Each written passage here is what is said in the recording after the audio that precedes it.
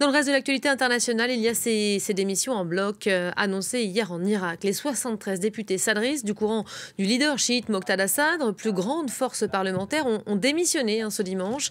Virginie Hertz, bonjour. On décrypte ensemble cette annonce. Le pays est dans une impasse politique depuis les législatives d'octobre 2001. Faute de majorité absolue, l'Irak n'a toujours pas de président et de gouvernement. C'est la raison, c'est ce qui explique cette annonce en bloc. Alors, c'est le motif officiel qu'évoque Moqtada al-Sadr en présentant cette démission comme un sacrifice, justement, pour sortir de l'impasse politique, parce qu'effectivement, vous l'avez rappelé, 8 mois que le pays n'a pas de président, n'a pas de gouvernement, et que son parti, qui est majoritaire au Parlement, n'a pas réussi à former de coalition de gouvernement, malgré ses alliances avec les partis sunnites et kurdes. Il n'atteint pas la majorité absolue. Pourquoi ? Parce que son principal adversaire, un parti chiite aussi, mais pro-Iran cette fois, a réussi à faire capoter ses ambitions. Eux-mêmes avaient perdu 2/3 de leur siège, mais ils tiennent absolument au consensus qui régit la vie politique irakienne depuis maintenant des années, qui est qu'ils doivent participer à un gouvernement. Or, Moqtada al-Sadr veut absolument les marginaliser.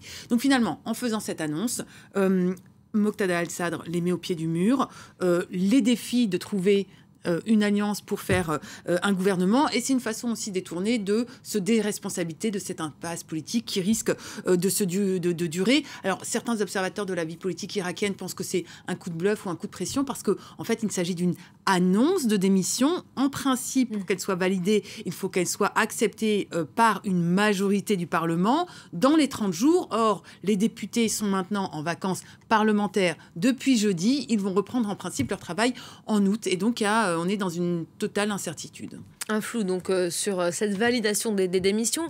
Et quels sont les risques posés par ces annonces ? Alors, cette impasse politique se prolonge, ça veut dire que l'instabilité politique se prolonge également dans une situation extrêmement tendue. On est dans une forme de crise économique à laquelle s'ajoutent en ce moment les conséquences de la guerre en Ukraine, l'augmentation des prix des matières premières et le dérèglement climatique qui affecte aussi particulièrement l'Irak. Ce qu'il faut rappeler, c'est que par exemple en automne 2019, il y a eu des grosses manifestations qui ont justement mené à l'élection de ce Parlement, qui est censé en principe régler les problèmes de népotisme et de corruption. Je rappelle que d'après Transparency International, le pays se situe en 157e place sur 180 pays. Problème aussi, par exemple, d'électricité, de coupures qui affectent la population alors que le pays est riche en hydrocarbures. Il y a également aujourd'hui des pénuries d'eau alors que on a quasiment 50 degrés de température.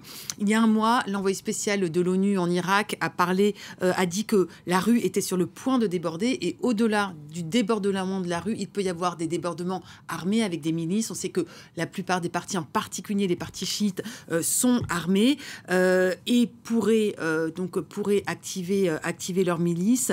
Les plus pessimistes, estiment que c'est une situation qui ressemble à celle de 2014, où le gouvernement traînait à se faire installer. Il n'y avait pas de coalition. C'était une instabilité qui avait mené à l'expansion des djihadistes de Daesh. Et cette fois, le risque, c'est que l'État islamique en profite. Merci beaucoup Virginie pour le décryptage. On suivra la situation, la validation ou non donc, de ces démissions.